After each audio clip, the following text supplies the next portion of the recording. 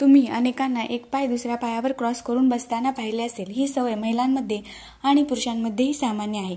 मग ते ऑफिस असो, घर असो किंवा पार्टी फंक्शन असो, बऱ्याच महिला पायावर पाय ठेवून बसतात.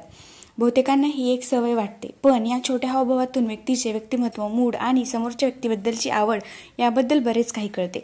जर तुम्हाला वाटत असेल की हे फक्त आरामासाठी आहे, तर तुम्ही चुकीचे आहात. यातून तुमचे व्यक्तिमत्व दिसून येते. बॉडी लँग्वेज, पाय क्रॉस करण्याची पद्धत अनावधानाने समोरच्या व्यक्तीला काही सायलेंट सिग्नल पाठवते.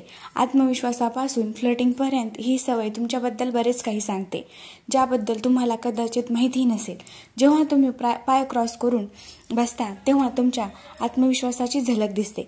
मुलं सहसा एक पायाचा घोटा दुसऱ्या गुडघ्यावर ठेवतात. याला फिगर 4 पोज असे म्हणतात.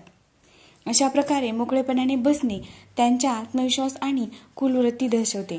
मुलींच्या बाबतीत त्या गुडघ्याजवळ पाय क्रॉस करून एक पाय पुढे ठेवतात आणि मग बसतात. यातून आत्मविश्वास दिसतो, पण त्यांच्या बसण्याचा अंदाज खूप सौम्य, आरामदायी आणि स्टायलिश दिसतो. काही लोकांना पायावर पाय ठेवून बसण्यात खूप आराम आणि रिलॅक्स वाटते. असे केल्याने स्नायू रिलॅक्स होतात. बसताना शरीराला चांगला आधार मिळतो. ही पोझिशन नितंब आणि पाठीच्या भागावरील दबाव कमी करते. याशिवाय ही बसण्याची पद्धत बॉडी बॅलन्स आणि पोश्चरलाही आधार देते.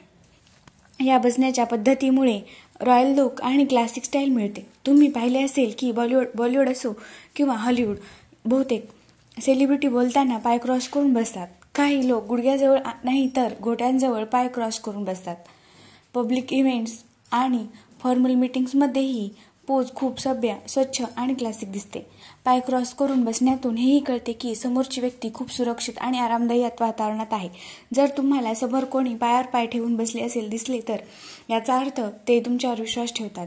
पण जर कोणी जबरदस्तीने अशा प्रकारे बसले असेल, पाय एकमेकांना घट्ट चिटकवले असतील, बसण्यास अस्वस्थ दिसत असेल, हातही पायांवर घट्ट बांधले असतील, तर याचा अर्थ ते काहीतरी त्रासात किंवा अस्वस्थ परिस्थितीत आहेत.